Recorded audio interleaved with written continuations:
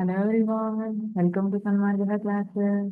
Let us see question number 30 of chapter Atoms and Molecules. Name the elements present in the following compounds. A. Calcium hydroxide. B. Hydrogen fluoride. ಹಾಗಿದ್ರೆ ಆ, ಈ elements ಅಲ್ಲಿ ಈ compounds ಅಲ್ಲಿ ಇರೋ elements ಯಾವ್ಯಾವುದು? Elements present in the compounds are. ಇದರಲ್ಲಿ ಯಾವ್ದಿದೆ? ಕ್ಯಾಲ್ಸಿಯಂ ಹೈಡ್ರಾಕ್ಸೈಡ್ ಅಲ್ಲಿ ಕ್ಯಾಲ್ಸಿಯಂ ಹೈಡ್ರಾಕ್ಸೈಡ್ ಅಂದ್ರೆ Ca, ಹೈಡ್ರಾಕ್ಸೈಡ್ ಅಂದ್ರೆ OH ಮೈನಸ್, ಇದು Ca2+, ಎರಡು ಸೇರಿ ಏನಾಗಿದೆ CaOH ಟ್ವೈಸ್. ಹಾಗಿದ್ರೆ ಎಲಿಮೆಂಟ್ಸ್ ಯಾವ್ಯಾವ್ದಿದೆ ಇದರಲ್ಲಿ?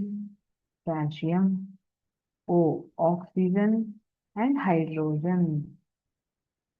Calcium, oxygen, hydrogen.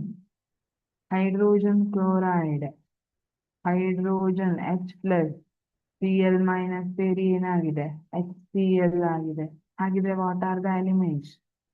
H hydrogen, Cl- ಅಂದ್ರೆ ಕ್ಲೋರೈಡ್, ಬಟ್ ಎಲಿಮೆಂಟ್ ಅಂತ ಕೇಳಿದ್ರಲ್ಲ ಕ್ಲೋರಿನ್ ಅಂತ ಬರುತ್ತೆ.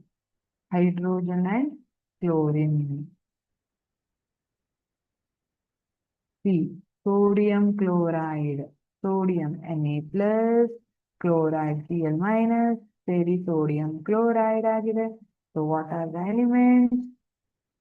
sodium and chlorine. Then potassium sulfate, potassium K+, sulfate SO4 2-.